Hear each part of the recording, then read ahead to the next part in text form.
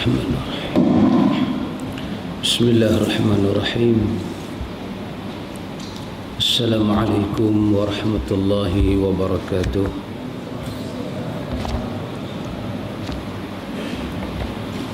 Innal hamdalillah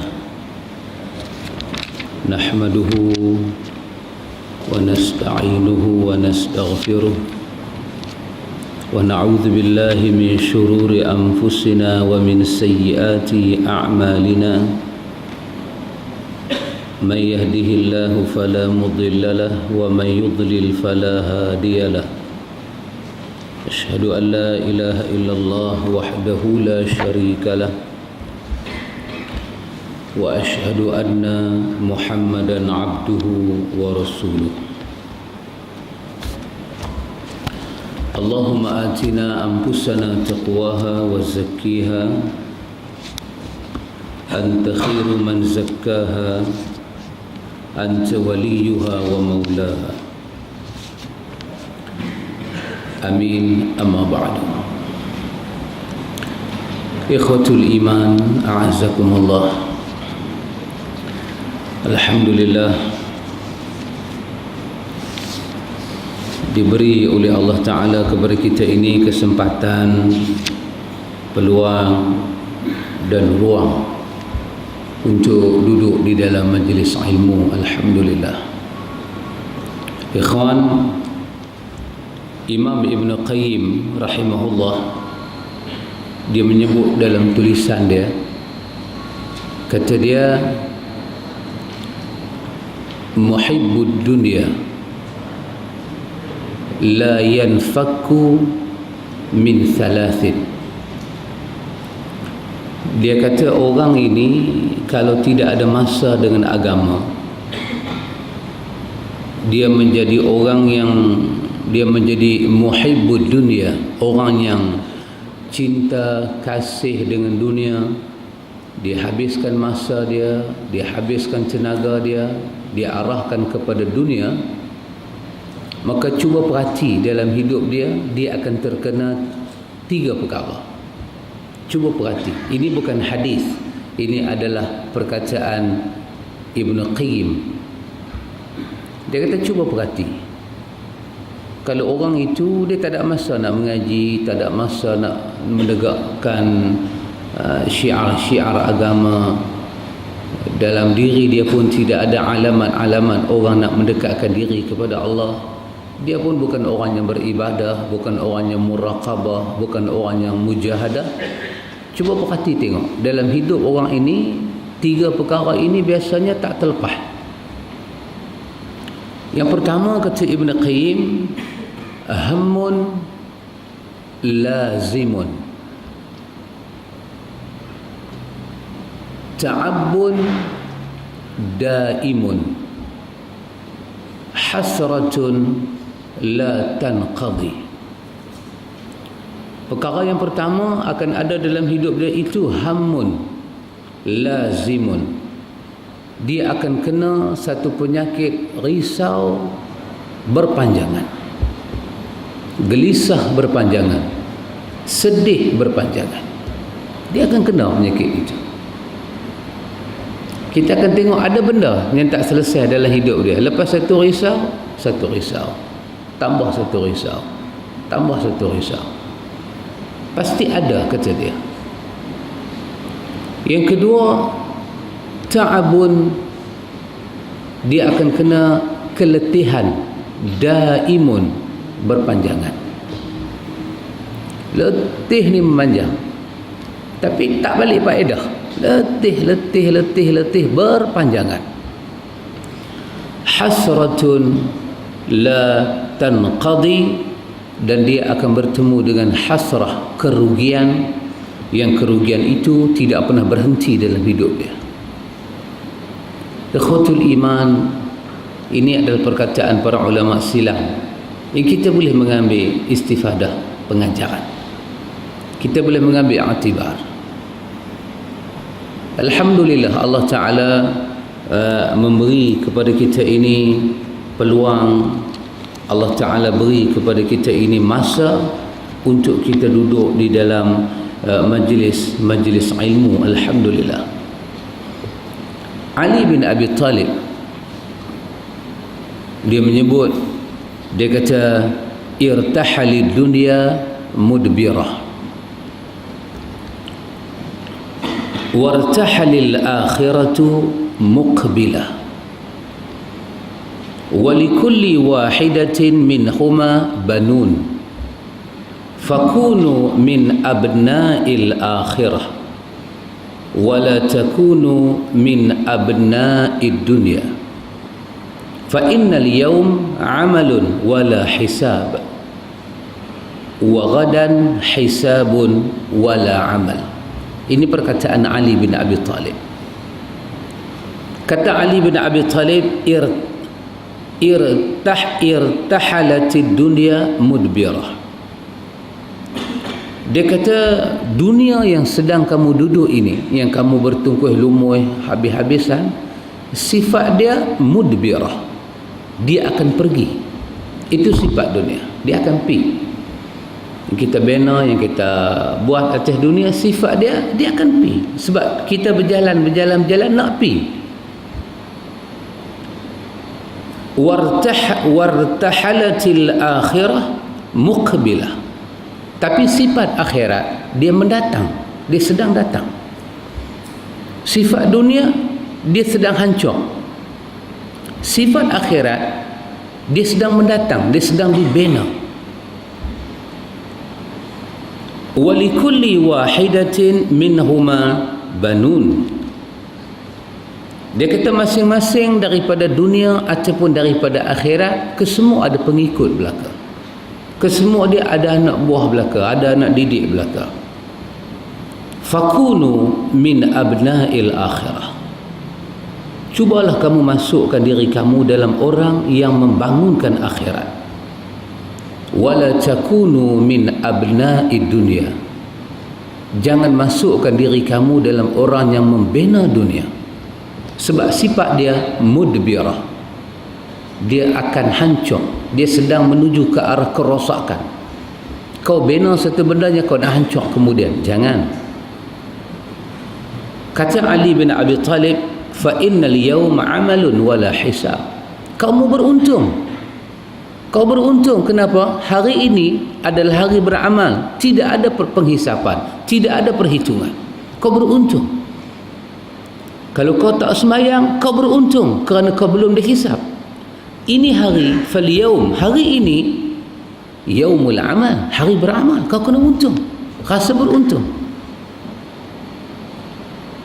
Wa ghadan, manakala hari yang sedang kau tuju, hisabun wala amal, adalah hari kau akan dihitung, kau tidak boleh beramal, kau akan rugi, kau akan menyesal. Fakunu min abna'il akhirah. Masukkanlah diri engkau dalam orang yang membina akhirat, bukan orang yang merosakkan akhirat. Ikhwatul iman, a'azzakumullah. Kerana itu dalam hari-hari yang kita lalui ini, kita kena rasa bersyukur kepada Allah. Kita bangun daripada pagi tadi sampai sekarang ini, kita nak menutupkan kehidupan hari ini. Kita di ujung hari ini berpeluang berada di dalam majlis ta'lim. Abdullah bin Mas'ud, dia berkata, untuk apa kau menyertai majlis ta'lim? Untuk apa? Dia kata, untuk supaya hati ini mengenal kebenaran dan mengingkari kemungkaran. Halaka man lam ya'rif qalbuhu ma'ruf wa yunkir qalbuhu al-munkar. Subhanallah.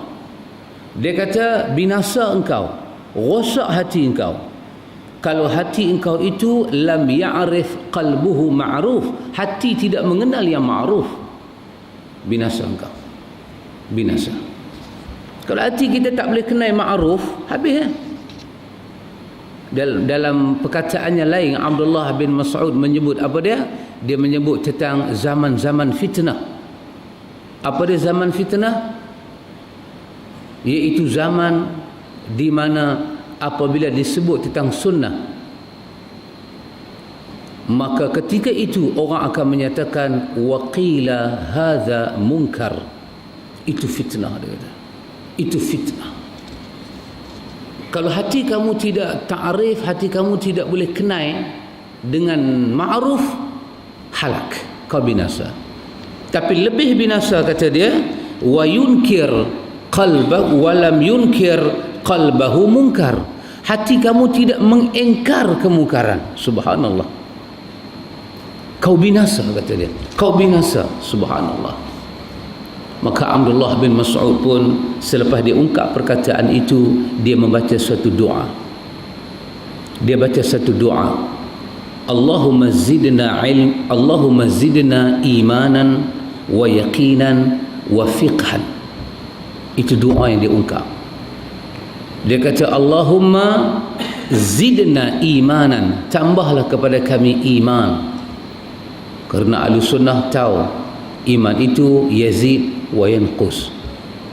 Zidna imanan, ya Allah tambah kepada kami iman. Wa yaqinan, tambah kepada kami yakin kepada janji Engkau, ya Allah. Subhanallah. Wa fiqhan, dan tambahlah kepada kami kefahaman di dalam agama ini. Ikhwatul iman, kerana itu ikhwatul iman, ada beberapa perkara yang para ulama beritahu kepada kita, kita kena berhati-hati. Yang pertama, kata para ulama, nafsu yang merosakkan, kena jaga. Kena jaga. Berapa kali kita ulang di dalam Al-Quran, Allah menyebut tentang orang yang bahagia di hari akhirat. Siapa dia? Tentang orang-orang yang dipanggil dengan wa amman khafa maqama rabbih wa nahan nafsa 'anil hawa fa innal jannata hiyal ma'wa. Subhanallah. Orang ini dia sangat jaga nafsu dia. Pasal nafsu merosakkan. Nafsu perlu dididik. Sebahagian ahli pensyair menyatakan nafsu seperti mana anak kecil. Kau turut dia, kau letih, kau rosak. Kau bantah dia, dia menyisih engkau. Apa yang kau kena buat? Kau kena didik dia, kawai dia, arah dia, bentuk dia.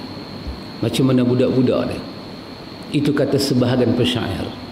Tetapi Quran menyatakan wa amma man khafa maqama rabbih wa nahan nafsa 'anil hawa. Orang yang khafa maqama rabbih, takut pada hari berdiri di hadapan Tuhannya. Orang yang takut berdiri di hadapan Tuhannya, apa dia buat? Hidup dia wa nahan nafsa 'anil hawa. Dia membantah, dia tidak menjadi pengikut kepada nafsu dia. Dia lawan. Naha 'anin. Naha bermakna dia tegah, dia lawan, dia larang nafsu dia daripada langgar perintah Allah. Kalau itu dia boleh buat, fa innal jannata hiyal ma'wa. Allah bagi syurga jannatul ma'wa. Subhanallah. Ada muraqabah, ada mujahadah, ada ibadah kepada Allah. Maka nafsu itu mesti kita jaga dia. Nafsu. Apa makna nafsu? Dalam kamus dia kata iradatun nafs. Iaitu kita menjadi penurut kepada kehendak hati kita. Kita turut tanpa kita bantah. Dia rasa segan semayang, tak semayang. Dia rasa segan puasa, tinggalkan puasa.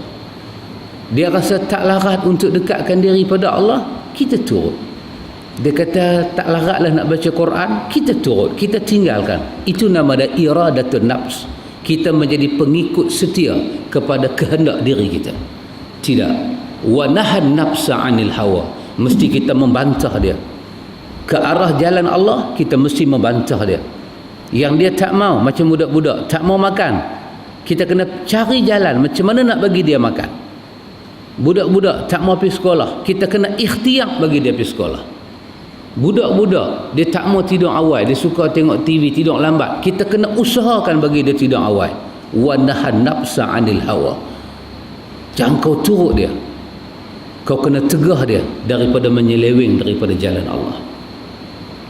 Kerana Quran menyatakan kepada kita, fala tattabi'il hawa, jangan sekali-kali kau ikut hawa nafsu, an ta'dilu, kau akan keluar daripada keadilan, yakni ketakwaan.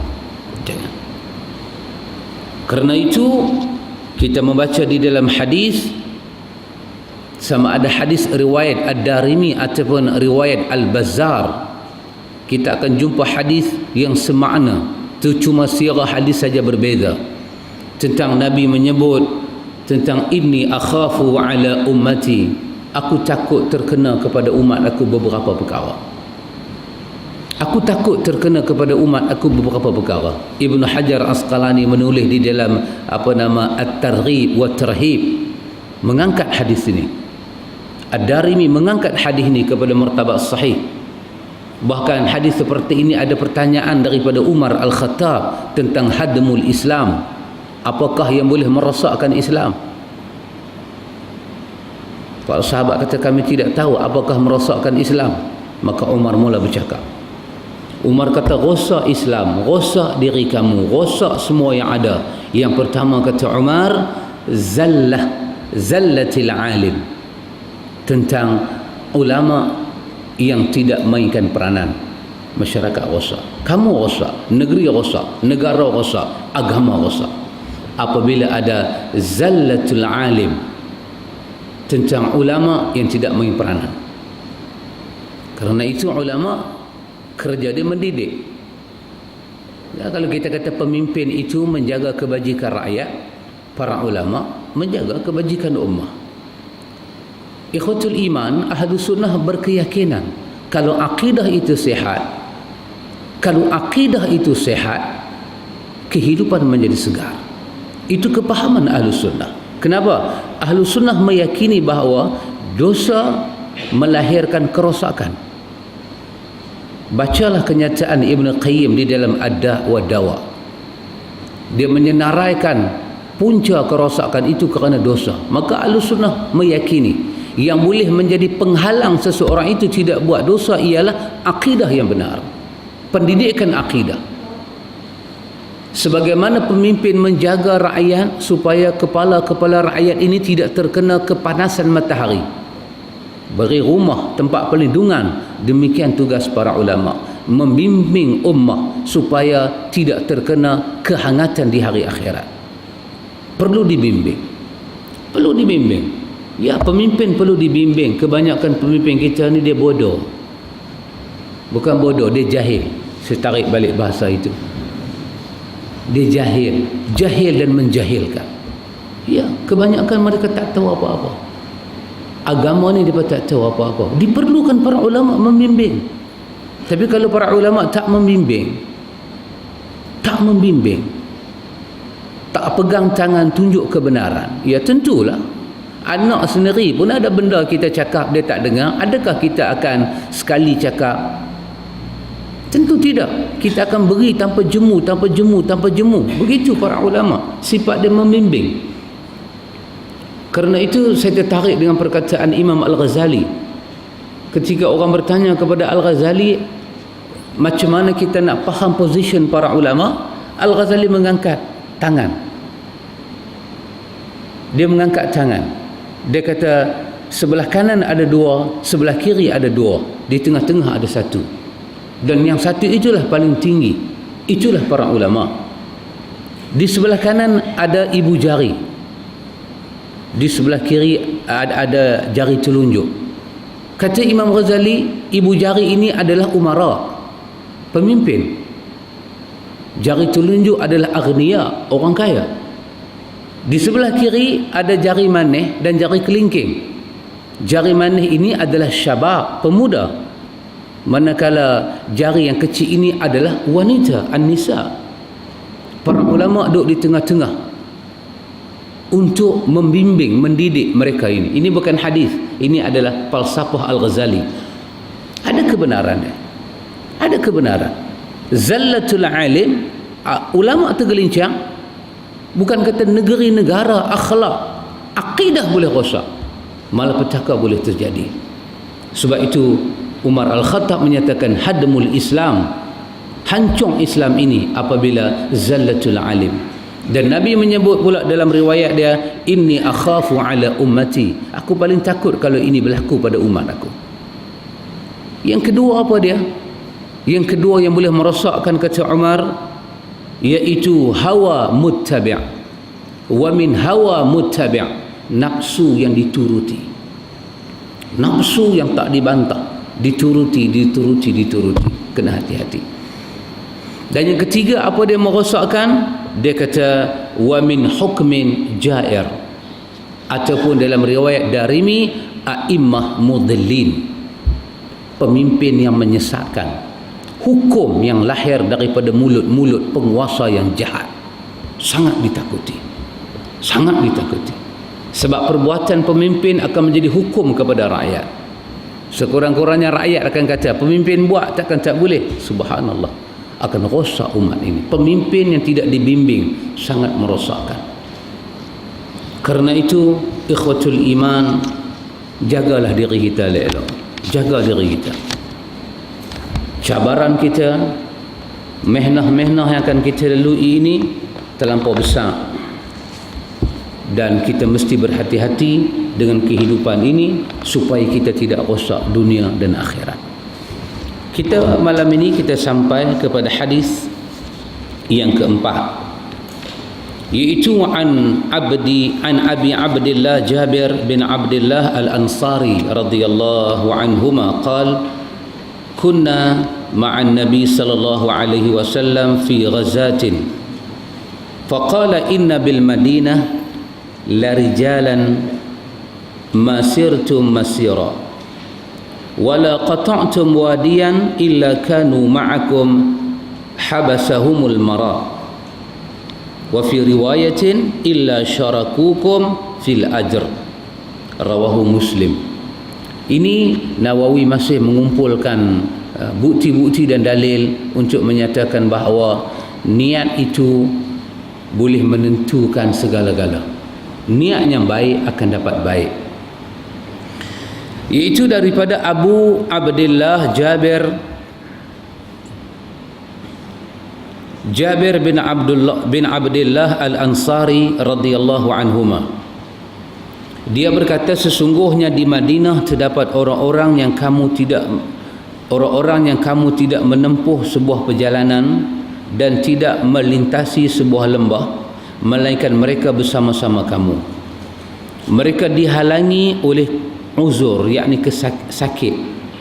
Dalam riwayat lain, melainkan mereka bersekutu denganmu dalam pahala. Hadis ini riwayat Imam Muslim.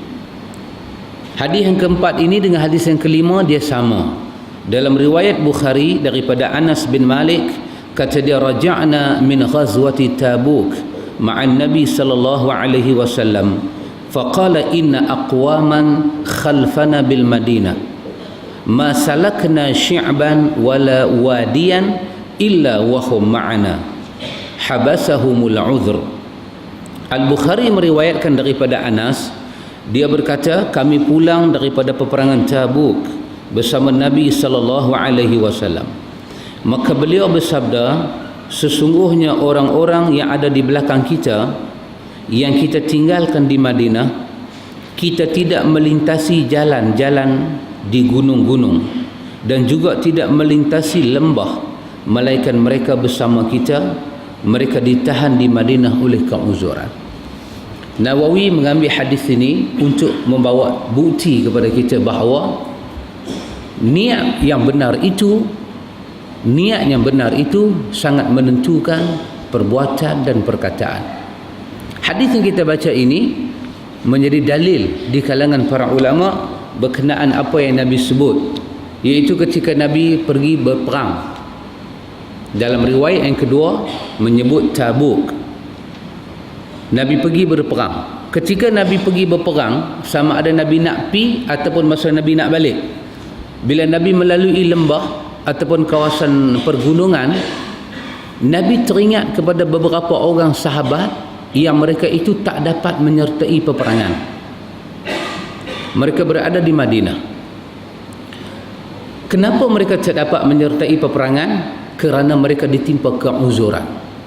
Mereka ni orang yang uzur, mereka ni sakit, mungkin mereka ni di kalangan orang tua-tua, orang yang sakit. Tapi apa Nabi kata, bila kita duduk berjalan ni, kita jumpa gunung, kita jumpa segala lembah-lembah, kesusahan yang kita alami, melainkan Nabi kata mereka yang uzur di Madinah itu berkongsi pahala dengan kita. Mereka sedang berkongsi pahala. Itu yang ada dalam riwayat Imam Muslim, illa syarakukum fil ajr. Mereka sedang berkongsi tapi mereka uzur. Subhanallah. Nawawi cuba mengangkat hadis ini untuk menyokong tajuk dia. Apa dia ikhwan? Nawawi memberi pandangan hadis ini menjadi dalil. Wa hadzal hadis dalla. Hadis ini menjadi dalil. Dalil pada apa? Kalau kita ini dah biasa dengan satu amalan, hati kita sangat kuat untuk beramal, dan kita selalu beramal dengan satu amalan, tak pernah kita tinggalkan. Tiba-tiba tertinggal kita buat amalan itu kerana keuzuran, kerana kesakitan, kerana kesibukan yang luar biasa, ataupun dalam riwayat lain disebut kerana bermusafir, maka tertinggallah kita amal yang biasa kita buat. Maka walaupun kita tertinggal, Allah telah tetap menyalurkan pahala amal seperti kita buat. Subhanallah. Subhanallah. Dia berbeza dengan lain orang. Ada orang amal itu bukan dia biasa buat, cuma dia berazam nak buat. Kepada dia itu kerana amal baik itu bukan menjadi dia punya apa, what we say in Malay, kan, bukan dia punya habit, bukan habit dia. Dia tak rajin sembahyang witir, dia tak rajin puasa sunat, dia tak rajin sembahyang malam, dia tak rajin baca Quran. Tiba-tiba dia dengar ada orang baca Quran, maka dia pun kata, ya Allah, aku pun nak baca macam dia. Tiba-tiba dia sibuk. Orang ini dia tak baca lagi, cuma dia ada niat nak baca. Dia hanya dapat pahala niat saja. Banyak mana? Wallahu a'lam. Tetapi orang ini dia bukan dapat pahala niat, dia dapat pahala sungguh, seperti orang beramal. Subhanallah. Pahala niat dengan pahala beramal dia tak sama di sisi Ahlussunnah. Macam malam ni dia tak mai kuliah. Pasal apa dia tak mai kuliah? Kebetulan dia sakit perut. Kebetulan dia sakit perut. Dia pun niat, ya Allah, silap kalau aku tak sakit perut aku pi, maka dia dapat pahala nak pi. Bukan pahala pi, pahala nak pi tu dia dapat pasal dia ingat nak buat baik. Tetapi berbeza orang yang dia selalu mai kuliah, malam ni dia ada keuzuran, dia tak boleh mai, maka dia dapat pahala seperti kita sedang duduk dalam majlis ini. Subhanallah. Nawawi menyatakan inilah hadis yang menjadi dalil niat yang baik terhadap amal-amal baik yang kita buat sangat besar ganjaran dari sisi Allah Subhanahu wa taala. Karena itu Allah menyebut dalam suratul Baqarah berkenaan dengan perkara ini, Allah menyebut tentang sahabat-sahabat ini yang mereka ini ketinggalan dalam kebaikan, kadang-kadang dalam peperangan, kadang-kadang dalam bersedekah. Mereka buat masa itu masa tak ada duit, maka Allah sebut dalam ayat 120 daripada suratul Baqarah, Allah kata zalika bi annahum la yusibuhum dhama'un wala nasabun wala makhmasatun fi sabilillah illa yata'una mawti'an yaghidhul kuffar wala yanalu min aduwin naila illa kutiba lahum bihi amalun salih innallaha la yudhi'u ajral muhsinin. Allah cerita tentang orang ini. Allah kata yang demikian itu kerana mereka tidak ditimpa kehausan, kepayahan, kelaparan pada jalan Allah. Mereka tak terlibat, maka mereka tak kenalah rasa dahaga, mereka tak rasalah penat, mereka tak rasalah susah. Pasal apa? Pasal mereka tidak menyertai sabilillah. Sebab apa? Sebab mereka uzur. Bukan pasal tak mau, bukan pasal cari alasan. Mereka selalu pi, Tapi mereka uzur. Maka hari mereka uzur, mereka taklah rasa letih macam sahabat perang. Mereka taklah rasa haus macam sahabat duk haus nu berperang dengan musuh. Tetapi kata Allah apa dia? Allah kata kepada mereka, melainkan kata Allah Ta'ala, ditulis bagi mereka dengan demikian itu suatu amal saleh. Sebab mereka ni bukan orang yang melarikan diri dari kebaikan. Peperangan selalu mereka pergi, jihad selalu mereka pergi. Hari tu je tak dan pi, mereka punya rasa tak seronok dalam hati. Maka apa Allah Ta'ala sebut? Illa kutiba lahum bihi amalun saleh. Malaikat kami tulis kepada mereka amal saleh. Mereka tak dimarah oleh orang kafir, tetapi mereka mendapat pahala seperti dimarah oleh orang kafir. Mereka tidak haus, mereka dapat pahala seperti orang haus di sabilillah. Mereka tidak kepenatan, mereka mendapat pahala seperti orang yang berpenat sabilillah. Inilah kebaikannya ikhwatul iman. Inilah kebaikannya kita dekatkan diri kita dengan amal baik. Bahkan Nabi pernah bagi contoh tentang sembahyang witir, tentang sembahyang malam. Kerana musafir dia tertinggal. Kerana musafir dia tertinggal. Apa Nabi kata? Ditulis pada dia orang yang sembahyang witir, ditulis baginya orang yang sembahyang malam. Tapi dia tak buat. Tapi benda tu kalau tak musafir, dia tak pernah tinggal. Kerana sesuatu hal menimpa dia, dia akan makan pencen daripada amal saleh. Subhanallah. Lain dengan orang yang tak pernah buat, cuma bercita-cita nak buat. Saya bagi contoh tok saya. Tok saya umur kat 90 lebih. Tapi dia tak pernah tinggal sembahyang duha. Tak pernah tinggal. Berdiri dia buat cakap mampu, duduk dia buat cakap mampu. Macam kita ni tak pernah tak buat. Kita ni, dia tu tak pernah tinggal. Jadi bila kita tengok dia tu duk buat, kita pun duk ingatlah nanti kita, tak apalah, besok aku tua aku nak buat lagu tu. Kita ni hanya dapat pahala sikit aja, pahala teringat hari tua nak buat baik. Tapi dia tu kerana sembahyang duha dah jadi daging darah dia, tiba-tiba dia sakit, dia demam, seminggu dia tak buat. Maka seminggu itu di sisi Allah kutiba lahu amalun saleh, ditulis macam dia buat sembahyang duha tak berhenti. Subhanallah. Inilah dalil yang Nawawi cuba kaitkan dengan tajuk yang kita baca, ikhlas, menghadirkan niat dalam segala perbuatan, ucapan dan keadaan yang nampak maupun yang tersembunyi. Ini dalil yang Nawawi cuba nak angkat. Subhanallah. Subhanallah. Karena itu ikhwan, kita kena jadi macam ayat tadi Allah Ta'ala sebut apa dia? Innallaha la yudhi'u ajral muhsinin. Ingat Allah Ta'ala kata, sekali kamu buat baik, walaupun kecil di sisi mata kamu, Allah tidak akan lalai untuk memberi ganjaran di atas kebaikan itu. Tidak akan lalai. Subhanallah. Allah sekali-kali tidak akan lalai daripada untuk memberi ganjaran di atas kebaikan itu. Inilah Jabir radhiyallahu an. Jabir dia meriwayatkan ini daripada Nabi. Pas itu Jabir satu perwatakan dia tidak meninggalkan kebaikan. Dia tidak meninggalkan kebaikan. Bahkan Jabir ini di antara sahabat, apabila menjelang hari tua dia, dia banyak memejamkan mata dia. Dia banyak memejamkan mata dia. Dia tidak mahu bila dia buka mata, dia melihat perkara-perkara boleh merosakkan ibadat dia. Dia tak mahu. Subhanallah. Jabir ini, sahabat Nabi ini, Jabir bin Abdullah radhiyallahu an, daripada puak Ansar. Dia tersenarai daripada kalangan sigarus sahabah. Kita ada kibarus sahabah, ada sigarus sahabah. Kibarus sahabah, sahabat yang utama.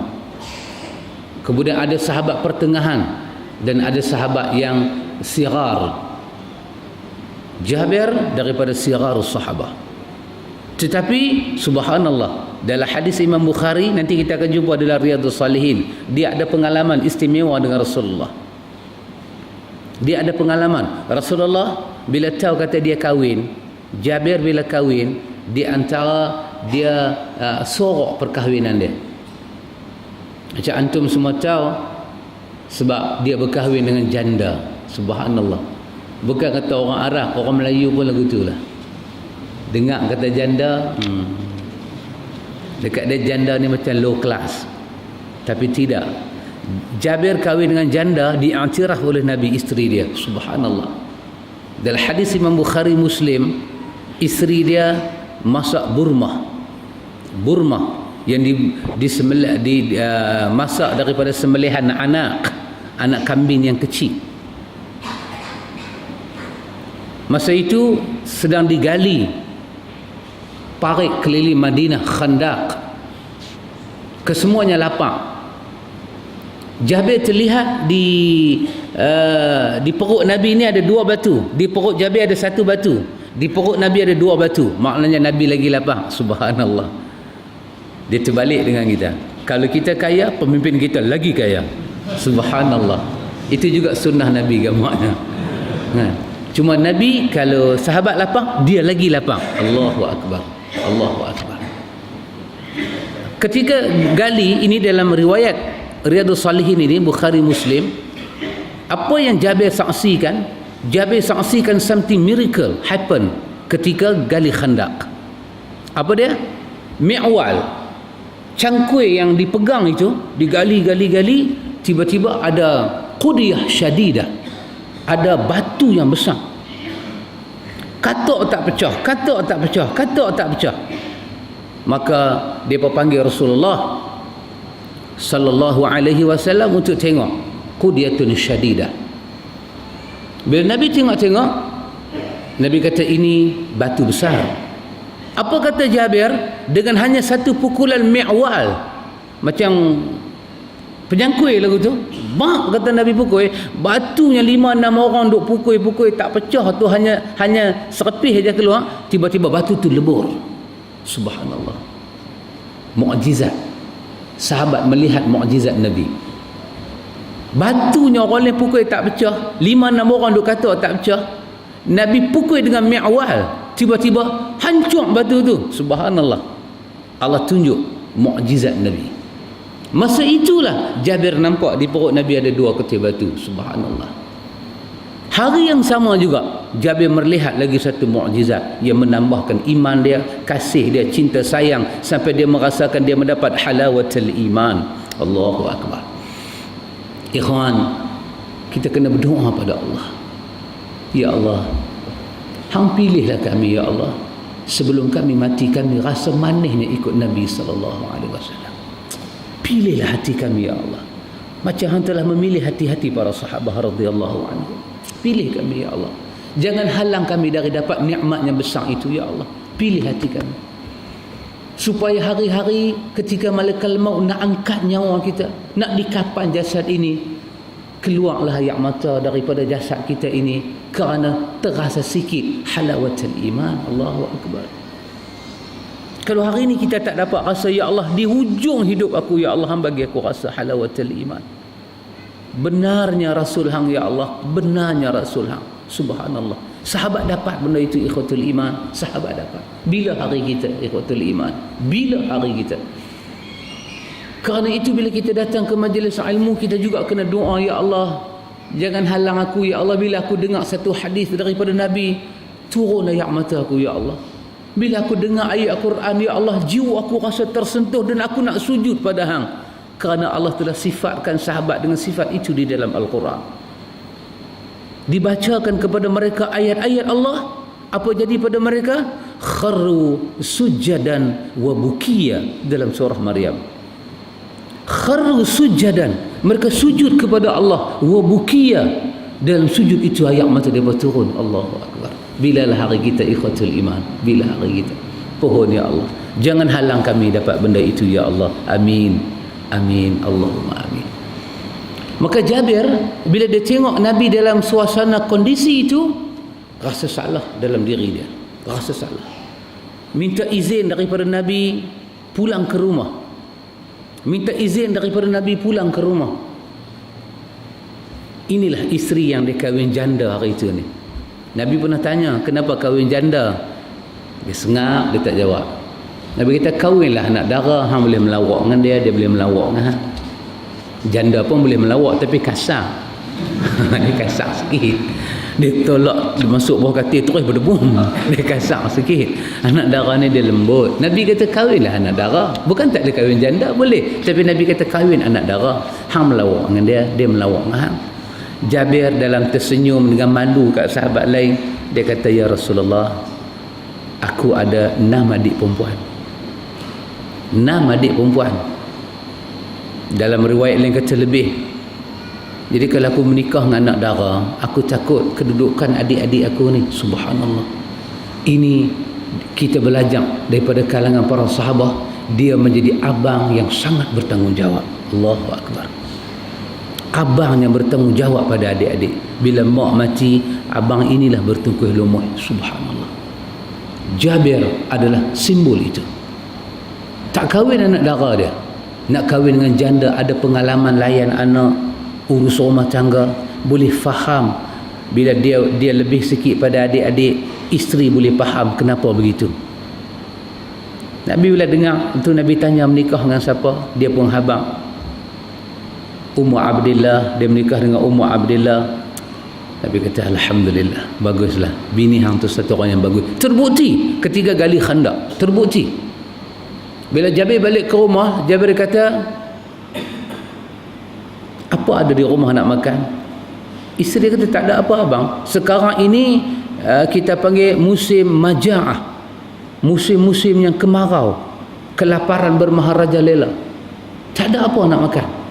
Kalau kambing ke semua ni banyak tulang daripada isi. Itu yang dikatakan anak kecil, tulang banyak daripada isi.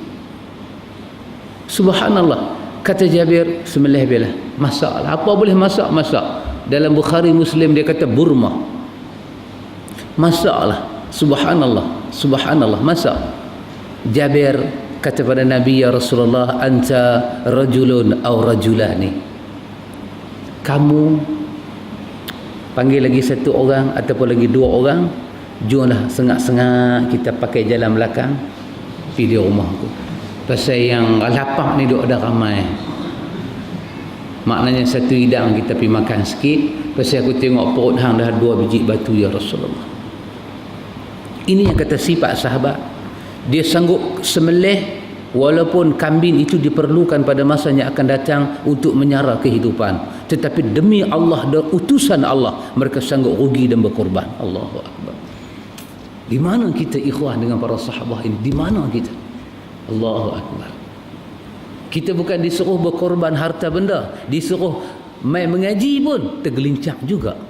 Tapi orang di sebelah benua Afrika, kita insya-Allah kita tak tergelincang. Di mana kita dengan sahabat?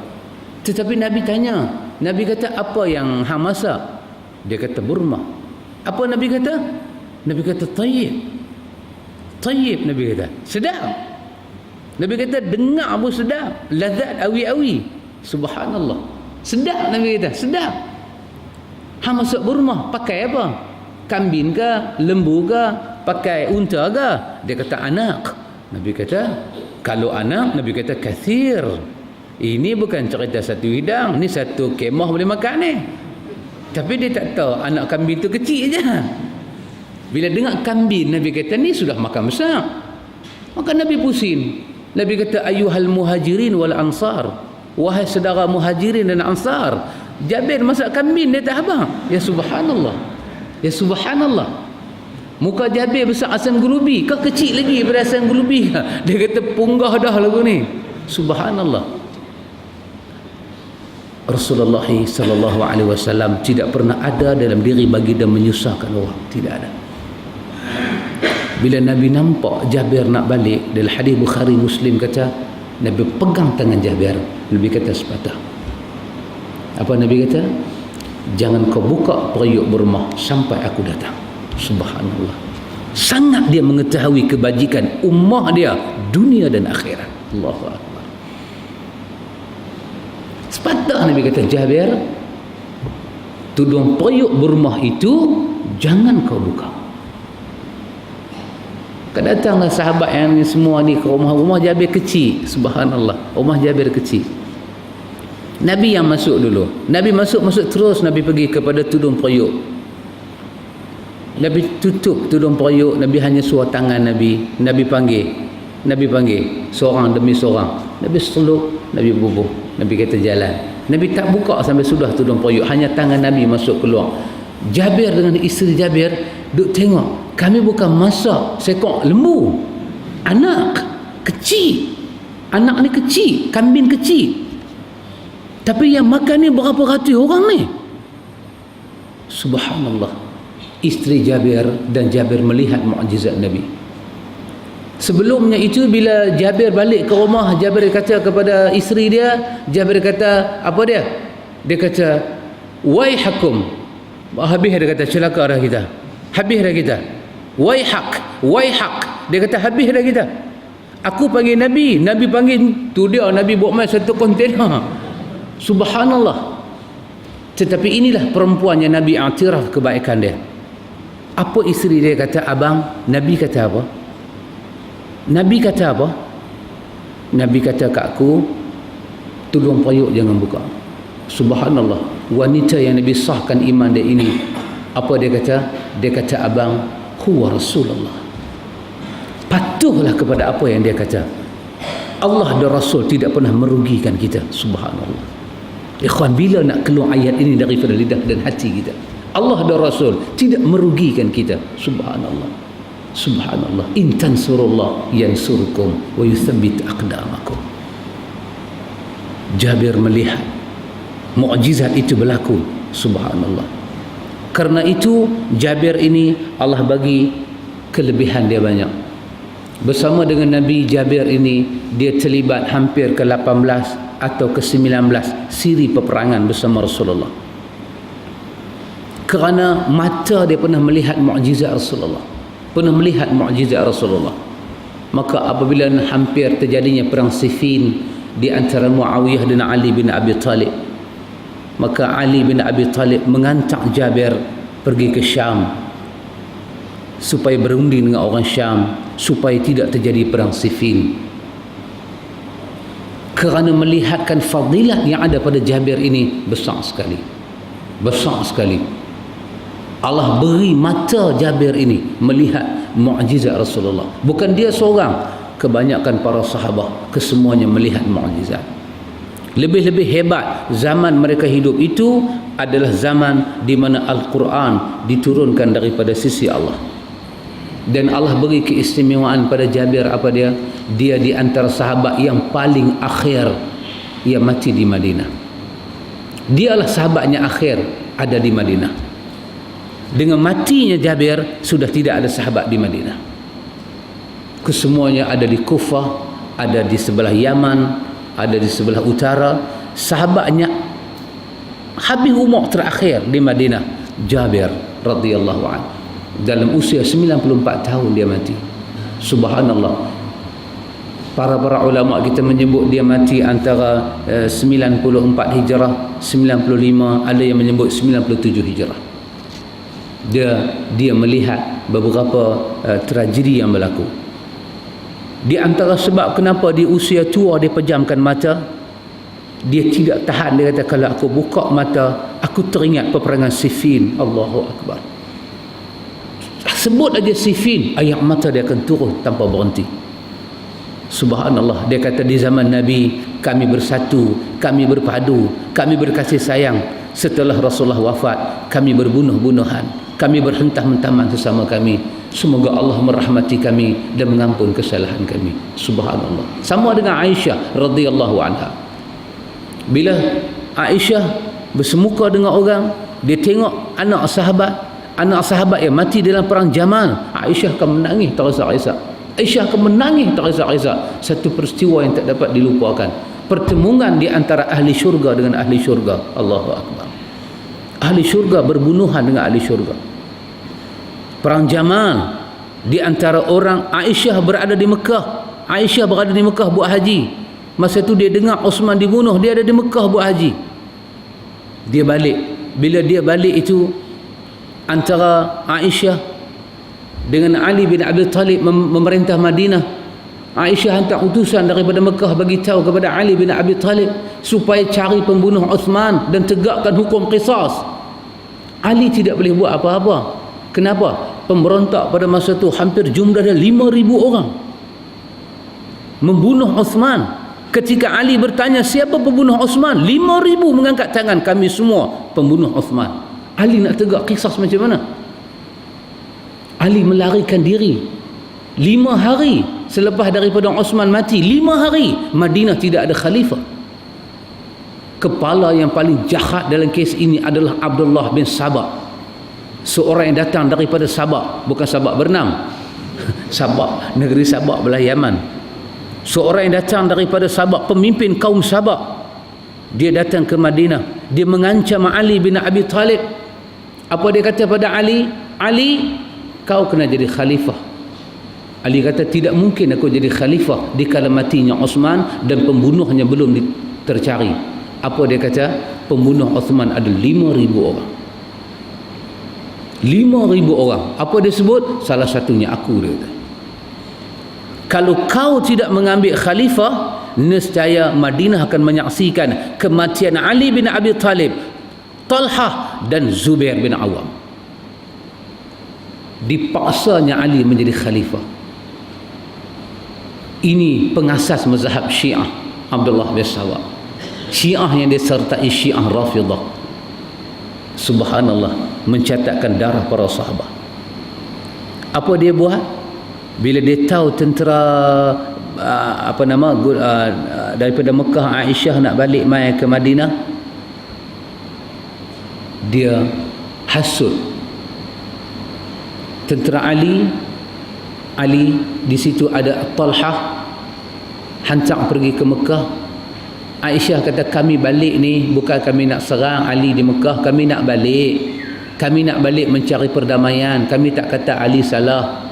Memanglah siapa yang duduk luar Madinah akan kata Ali salah. Dahlah Uthman dibunuh. Hang pergi sepakat dengan 5,000 tentera yang pergi bunuh Uthman. Lepas tu hang dilantik jadi khalifah. Apa hang ni? Kondisi tak terkawal. Tak terkawal. Tak boleh kawal. Sedangkan Ali dipaksa. Orang luar Madinah tidak tahu. Tentulah macam Muawiyah berada di Syam, tentulah dia marah. Macam mana hang kata, macam mana hang boleh naik pula ni? Kak hang ada cerita dengan depa ke? Kisah dah jadi macam-macam. Abdullah bin Sabah sangat jahat. Ali bagi tahu kepada Talha, sampaikan salam kepada Ummahatul Mukminin, bagi tahu pada dia, aku tidak terlibat dengan depa. Aku akan cari pembunuh Uthman. Aku akan hantar bala tentera untuk menyambut Aisyah untuk masuk ke Mekah. Apabila Abdullah bin Sabah dapat tahu, dia tak boleh senang. Tentera Ali keluar daripada Madinah, tentera Aisyah, rombongan lah, bukan tentera, rombongan daripada Mekah mai ke Madinah nak sambut mereka, masing-masing berehat di tengah malam. Apa Abdullah bin Sabah buat? Dia kata kalau dua-dua rombongan ini bertembung, susah kita. Orang Mekah pun banyak, orang Madinah pun banyak, susah kita. Ali akan dapat kekuatan. Jadi apa kita buat? Bagi ke semuanya tidur tenang-tenang, elok-elok. Terus menjelang tengah malam, memang malam ni tengah time tidur, bukan kata malam 9:30 pun boleh tidur juga. Apa dia buat? Dia hantar bala tentera dia 2,500 orang serang tentera Aisyah dan serang tentera Ali. Dan kemudiannya keluar cerita apa? Di pihak Aisyah kata Ali serang dia, di pihak Ali kata tentera Aisyah serang dia. Jadilah perbunuhan. Yang menyerang itu siapa dia? Abdullah bin Sabah. Punya jahat orang ini, sangat jahat. Bagaimana kita nak cenderung merestui bapa yang merosakkan agama ini? Aisyah jatuh daripada jamal, jatuh daripada unta. Apabila Ali dapat tahu demikian, apa Ali kata? Ali kata, bagaimana keadaan kamu, ya Ummahatul Mukminin? Di kalangan tentera Ali, rombongan Ali mencerca Aisyah. Kenapa Aisyah suruh geng dia serang kita? Apa Ali kata? Apa Talhah kata? Apa Zubair kata? jangan kau berani mencerca Aisyah, dia adalah isteri Rasulullah dunia dan akhirat. Subhanallah. Bertempur orang Islam kerana apa? Kerana ni puak-puak yang jahat ni. Talha yang kita baca ini apa nama? Jabir bin Abdullah bin Abdullah bin Amru bin Hiram, nama dia Al-Ansari radhiyallahu anhuma. Dia di antara orang, dia tak berani buka mata di ujung usia. Dia kata, bila aku buka mata aku teringat Siffin. Siffin ni nama satu kawasan. Tentera Muawiyah datang, tentera Ali keluar. Ketika itu tentera Ali agak besar, jumlah tentera Ali hampir kepada 50,000 orang. Kalah tentera Muawiyah. Tetapi pun kerana apa? Kerana Abdullah bin Sabah punya hal, pertempuran berlaku di Siffin. Allahu Akbar. Dia menyaksikan menjelang hari tua dia 90, 94 umur dia pejam mata. Dia kata, kalau aku buka mata aku nampak bagaimana pedang sabung menyambung, darah bertumpah di kalangan para sahabat. Kesemua ini berpunca daripada pengkhianat yang ada di dalam Islam. Allahu Akbar. Besar ikhwan, kalau orang yang duduk pada zaman hari itu, besar cabaran dia, besar sungguh. Apa yang terjadi ini hanya tangisan saja boleh mengubati. Maka hadis yang kita baca pada malam ini riwayat daripada Jabir bin Abdullah. Dia ada anak nama Abdullah, dia dipanggil dengan nama Abu Abdullah Jabir bin Abdullah bin Amru bin Hiram Al-Ansari radhiyallahu anhu. Maka hadis yang kita baca ni, rumusan dia yang pertama hadis kita baca ni, bahawa kebaikan yang kita buat sentiasa kita buat, mai satu hari kita tak mampu nak buat kerana keuzuran syar'i, pahala dia berjalan. Subhanallah. Gamaknya ikhwan, dalam beginilah, tengah sihat, tengah tak sibuk, cuba istiqamahkan diri kita ini dengan satu amalan. Cuba istiqamahkan, baca Quran misalan, zikir misalan, sembahyang witir misalan, berpuasa. Istiqamahkan kita dengan satu amalan. Bila mai masa-masa yang sibuk, sakit, Allah akan bagi pahala seperti kita beramal. Subhanallah. Nak niat buat baik itu dah ada pahala, tapi pahala dia sangat kecil dengan istiqamah. Kan bila satu orang wanita datang bertemu dengan Aisyah, tiba-tiba Nabi masuk ke rumah. Tiba-tiba Aisyah kata, ini wanita ini. Aisyah berbangga dengan wanita itu. Nabi kata pada Aisyah, Nabi kata, awak hang bangga sangat dengan dia? Ya Rasulullah, wanita ini semayang malam tak tinggal, puasa tak tinggal. Dia kadang-kadang ada benda dia buat aku tak boleh buat, aku rasa. Allahu Akbar. Apa Nabi kata pada Aisyah? Nabi kata, Aisyah, ahabbu a'malu ilallah. Hadis Imam Muslim. Amalan yang paling Allah kasihi wahai Aisyah adalah amalan yang dawam wa in qalla. Satu amalan yang kau buat walaupun dia sikit tetapi berterusan, tidak pernah Allah jemu memberi pahala. Hamba itulah sampai pada masa dia yang jemu mengutip kurnia-kurnia Allah. Jadi kita pilih satu amal untuk buat, baca Quran. Paling senang saya wasiat dengan diri saya pada ikhwatul iman sekalian, baca Quran. Sangat hebat baca Al-Quran. Kita membaca kalam Allah. Kalam Allah kita baca. Subhanallah. Ada orang tak boleh baca Quran, sukakan mendengar ayat-ayat Allah. Sukakan dengar ayat-ayat Allah. Pasang keset bagi dengar ayat Allah dan berdoa pada Allah supaya ayat itu masuk dalam hati. Allahu Akbar. Masuk dalam hati. Hidayah Allah Ta'ala ikhwan, hidayah Allah Ta'ala, hidayah. Sahabat sembang dengan saya sangat tertarik dengan riwayat hidup dia cerita dengan saya. Sebab saya dengar, dan saya mendoakan, ya Allah, pilihlah aku untuk dapat hidayah seperti yang bagi pada dia, ya Allah. Ikhwan, Allah akan memilih di kalangan hamba-hamba ini untuk dapat hidayah. Hidayah ni ada dua jenis ikhwan. Satu hidayatul ilmi, hidayah ilmu. Semua kita dapat, dan semua orang kafir pun dapat hidayah ilmu. Artinya ilmu itu menjadi penyebab paling nombor satu untuk mendapat hidayah-hidayah lain. Macam orang kafir mendengar ilmu Islam menjadi punca mendapat hidayah dalam diri, kembali pada Islam. Kadang-kadang macam kita kan, kita tengok orang tu kadang rajin mengaji, tapi kadang-kadang kita dengar masalah dia perungui tak habis, dia baling terpawai kat bini dia, bini pula baling besen pergi kat dia, dua-dua lebam tengah belakang, tapi dua-dua mengaji. Tetapi rumah mereka peperangan Tabuk masih ada. Artinya mereka bukan tidak dapat hidayah, dapat hidayatul ilmi, tapi hidayah yang jenis meresap masuk dalam hati, merubah, merasa salah, nak dekat diri pada Allah, itu tidak dikurniakan. Ini taufik daripada Allah. Ini yang Allah kata yahdi man yasha. Allah akan pilih siapa yang Allah nak bagi. Kalau hidayah ilmu, Allah bagi merata, semua orang Allah bagi, semua dapat. Kau usaha kepada ilmu, kau dapat. Tapi ini belum tentu. Ada satu sahabat, saya suka mengangkat kisah ini sebab iktibar saya dapat, mungkin antum boleh dapat. Seorang sahabat ini, ikhwatul iman, dia ini asal kehidupan yang macam-macam, drug addict, semua dia terlibat, semua dia terlibat. Kira sampai bila orang tengok dia ni, orang kata kat dia, hang memang tak ada masa depan. Pasal bila kena dadah ni, kira serbuk putih ni dia ada hantu raya dalam tu. Susah ikhwan, susah nak berpisah dengan serbuk putih ni. Bukan kata serbuk putih tu anak naga dia isap puih-puih pun susah nak berhenti. Ya betul, kita kata berhenti buanglah, kita kata berhenti buang, dia tu dia kata sehari dia tak isap macam nyawa nak tercabut tu. Ya betul ikhwatul iman, betul. Tapi saya nak sebut cerita ini, isap dadah.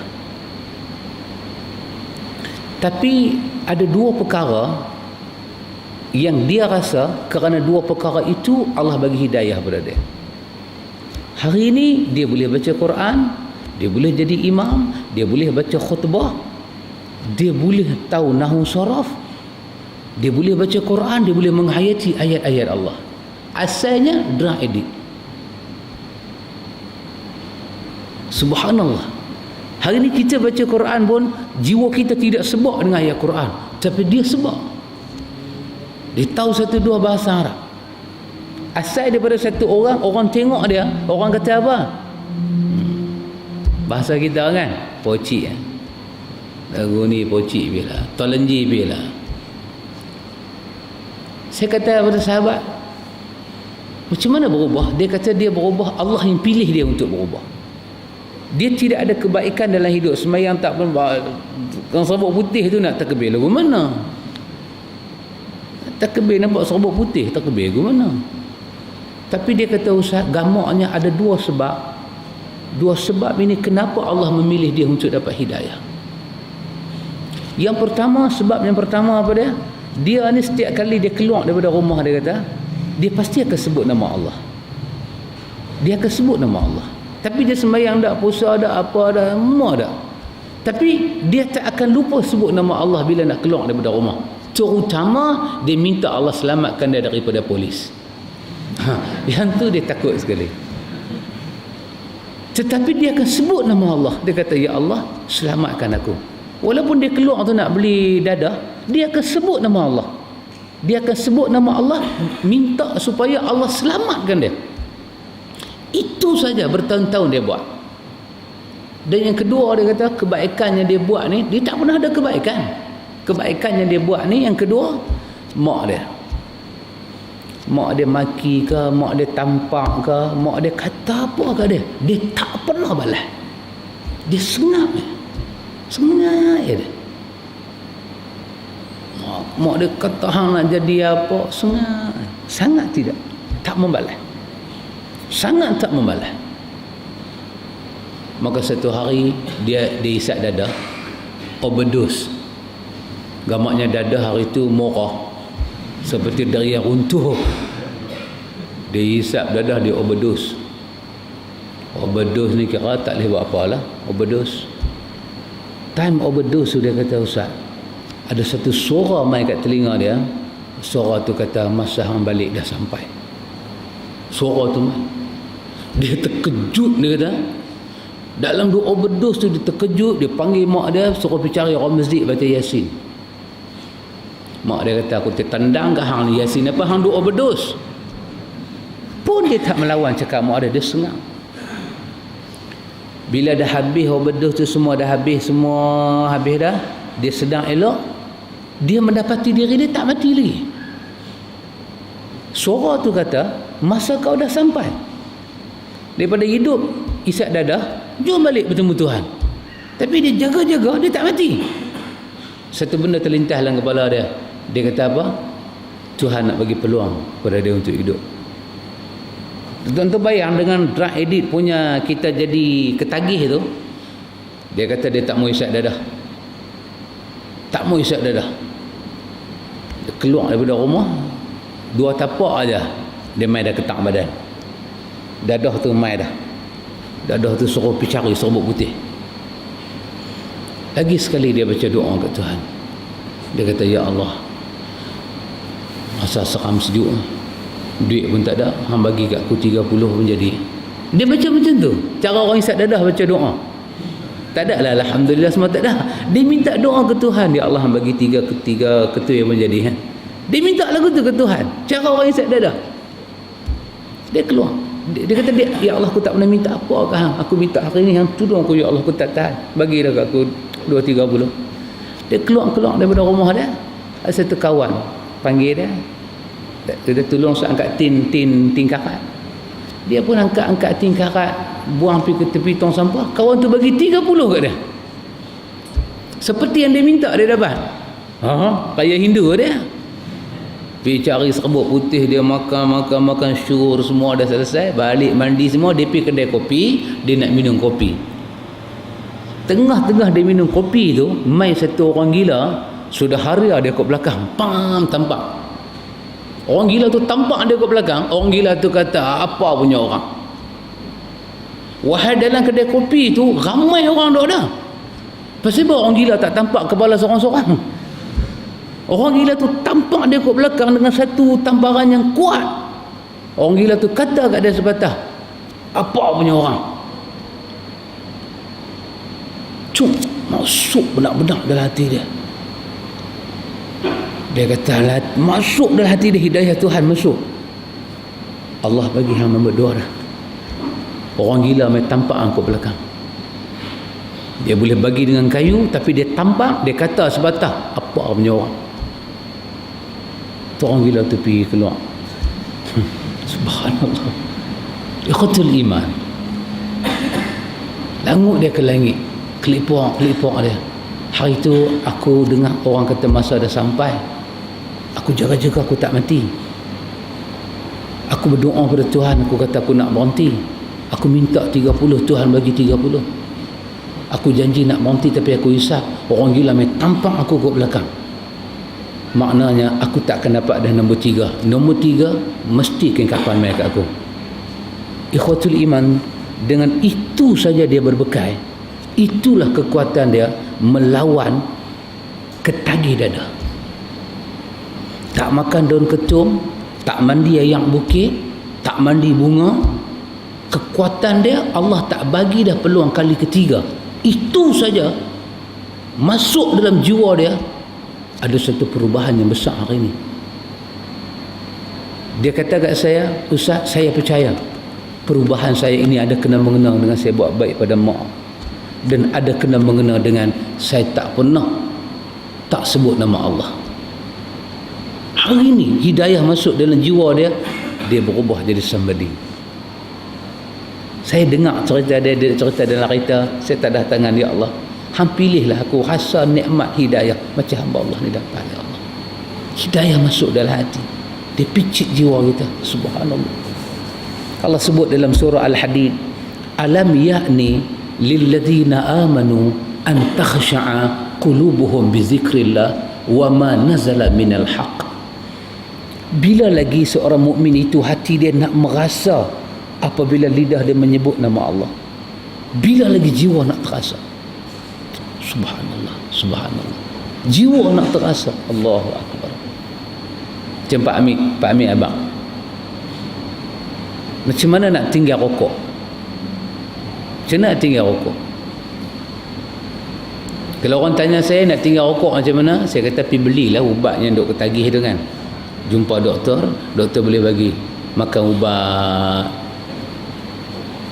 Tapi Pak Mik kata apa? Pak Mik kata nak tinggal rokok sekupang tak payah kelak modal. Nak tinggal rokok tak payah apa-apa tablet. Tak payah apa-apa. Pak Mik bagi petua kepada orang sunnah nak tinggal rokok. Wallahu a'lam, pengalaman kafir saya tidak tahu. Tapi terfikir saya betul ikhwatul iman. Hadis yang kita duk baca innamal a'malu binniyat. Apa dia? Kata Pak Amin, kau letaklah perasaan iman kau di hadapan, kau letaklah kehendak kau di belakang. Bukan kata rokok, bapak rokok pun kau boleh tinggal. Masalah kau tak boleh tinggal pasal apa? Pasal kau meletak kehendak kau di depan, kau meletak Allah dan Rasul, kepercayaan kau pada janji Allah itu di belakang. Sekali kita fikir macam tak ada apa kan, macam nanti wat-wat, tak ada apa-apa. Tapi kita selam lagi sekali, ikhwan, cuba, saya ada pengalaman dengan Pak Amik. Kami berjalan pasal pisang tanduk. Pisang tanduk, subhanallah, something miracle terjadi. Pisang tanduk. Tapi saya tengok pisang tanduk besar ni, pisang tanduk. Kalau pisang awak dia pendek sikit, pisang tanduk dia besar. Kita berhenti beli pisang tanduk. Perjalanan kita tu jauh. Kata tak apa, nanti kita beli. Duk, biasalah orang Melayu duk nanti pergi penanti ya. Tak beli apa. Tapi ungkapan Pak Amik kata insya-Allah ada rezeki ada. Tak ada. Jadi malam pun dah larut dah semai maghrib, semai isyak, buat jamak qasar semua, start kereta nak balik mai Penang, nak pergi cari pisang tanduk tak mana. Tak ada dah. Tak teringat dah. Pasal pisang tanduk ni ada orang yang dikasihi memohon. Nak. Habis dah siap semua sembahyang, masa ke musafir, doa kita sangat makbul. Sangat makbul. Habis duduk semua start kereta nak balik. Duduk berpeluk dengan sahabat-sahabat, kata kami nak balik dah semua. Sat kereta, tunggu sat, ada barang nak bagi. Dia masuk dalam rumah dia menggenggam satu tandan pisang tanduk, dia bagi ke Pak Amik. Pak Amik tengok Pak Amik kata Allahu Akbar. Allahu Akbar. Pisang tanduk yang tak dicari dengan pisang dengan tanduk semua main sekali. Subhanallah. Subhanallah. Saya tengah pegang steering kereta, saya tergemam. Allah menyusun kehendak hamba dia yang percaya kepada Allah. Kita percaya dalam musafir doa makbul. Kita percaya Allah pasti tunai apa kita minta. Semua orang dah lupa dah pasal pisang tanduk. Tiba-tiba nak balik, dia main pisang tanduk, dia letak. Nah, saya tergemam, berdenyut jantung. Allah, apa hamba ni? Pak Amik kata subhanallah. Kita hanya minta pada Tuhan, kemudian masa kita nak cari jadi terlampau suntuk, tak ada siapa rancang nak dapat. Satu kawan kata, tunggu sah, hampa nak balik jauh, apa saya nak bagi? Saya tak ada apa di rumah. Kebetulan saya baru balik daripada Melaka, yang ada di rumah saya cuma pisang tanduk dari Melaka. Subhanallah. Allahu Akbar. Ikhwan, jangan bermain dengan Allah. Iman ini sesungguh-sungguhnya. Pasal itu saya ulang, ada 3 perkara yang kita baca dalam Quran. Allah sebenarnya ada banyak perkara, tapi 3 perkara itu saya angkat. Allah suruh kita buat sungguh-sungguh, jangan melawak. Yang pertama apa dia? Allah kata ittaqullaha haqqa tuqatih. Kau takwa sungguh-sungguh. Kau jujur dengan takwa. Kau jangan main-main dengan takwa.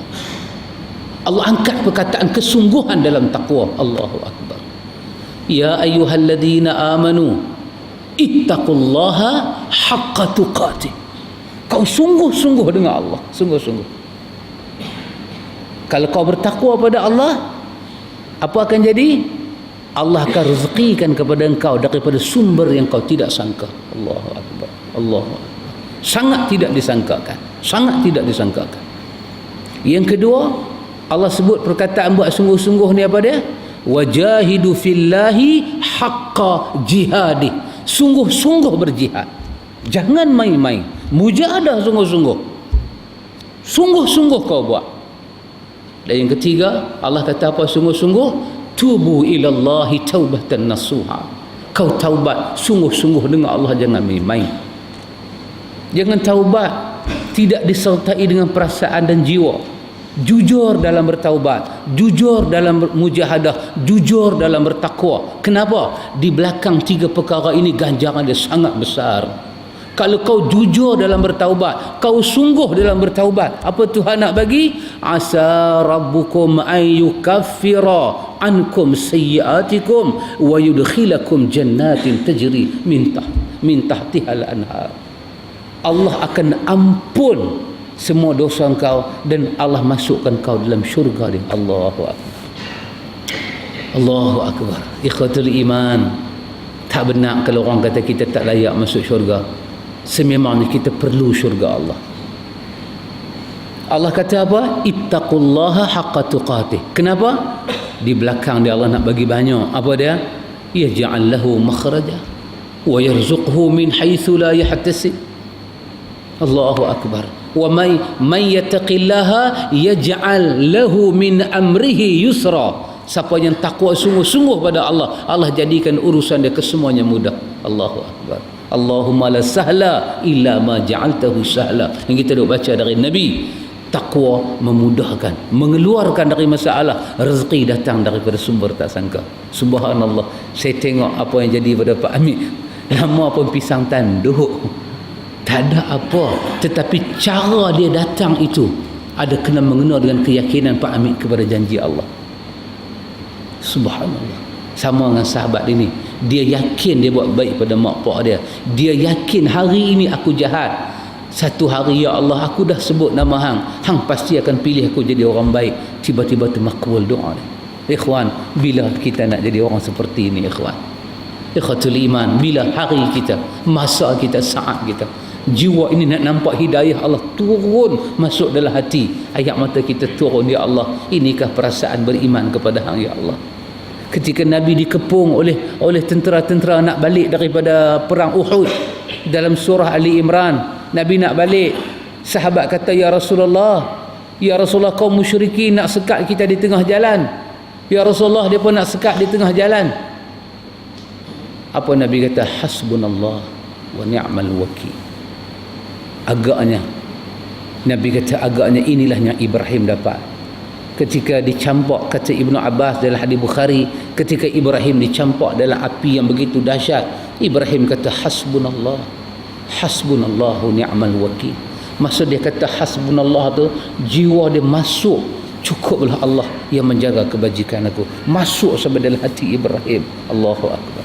Allahu Akbar. Ujian yang besar dapat diatasi dengan beriman kepada Allah. Ikhwatul iman, kita mengaji doa lah ikhwan tengah-tengah malam. Lepas sembahyang doa, ya Allah, pilihlah hati kami mendapat hidayah-Mu ya Allah, seperti mana orang-orang yang Kau telah pilih merasai ya Allah, rasa ya Allah. Ikhwatul iman, a'azzakumullah. Kalau sihat badan, panjang umur, kita masuk hadis. Ini hadis sangat menarik, cerita perbalahan bapa dengan anak. Hadis yang berikutnya ini cerita tentang Abi Yazid Ma'ni bin Yazid bin Al-Akhnas. Bapa dengan anak berkelahi. Bapa dengan anak berkelahi pasal masalah sedekah. Nawawi angkat hadis ini untuk menunjukkan bagaimana Nabi settle hal bapa dengan anak. Bapa dengan anak. Bapa pergi ke masjid bawa duit, bagi kepada macam orang siap masjid lah. Kata, kau ambil duit ni, siapa main masjid semua kau sedekah-sedekah. Hak bapa tu pergi buat lagu tu. Tiba-tiba anak dia masuk masjid. Anak dia masuk masjid, siap bagi ke anak dia duit. Bila anak balik rumah, bapa kata banyak duit hari ni. Oh, dia kata di masjid dia bagi. Bapa kata tu duit aku. Dia pergi marah kat siap tu. Pasal apa hang bagi duit kat anak aku? Maka bila dia cakap lagu tu, anak terasa datang kepada Rasulullah, ya Rasulullah, bagaimana kedudukan aku ya Rasulullah? Aku bersedekah kerana Allah, tiba-tiba sedekah tu dapat kat anak aku bukan nak bagi ke anak aku, tapi dia dapat sedekah aku. Bagaimana kedudukan aku ya Rasulullah? Nawawi nak kait jawapan Nabi tentang Nabi selesaikan masalah kawan ni, Nabi kaitkan dengan niat dia dan rezekinya Allah bagi pada anak dia. Sangat menarik hadis ini, sangat menarik. Itu pun panjang umur, kalau tak cabut gigi lagi lah kita baca.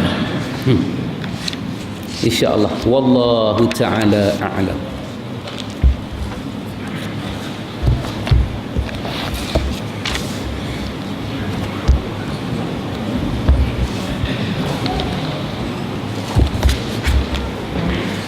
Mudah-mudahan diberkati Allah dunia sampai akhirat. Subhanakallahumma wa bihamdika asyhadu an la ilaha illa anta astaghfiruka wa atubu ilaik. Allahumma rabbana atina min ladunka rahmah wa hayyi lana min amrina rashada. Wassallallahu ala nabiyyina Muhammad walhamdulillah.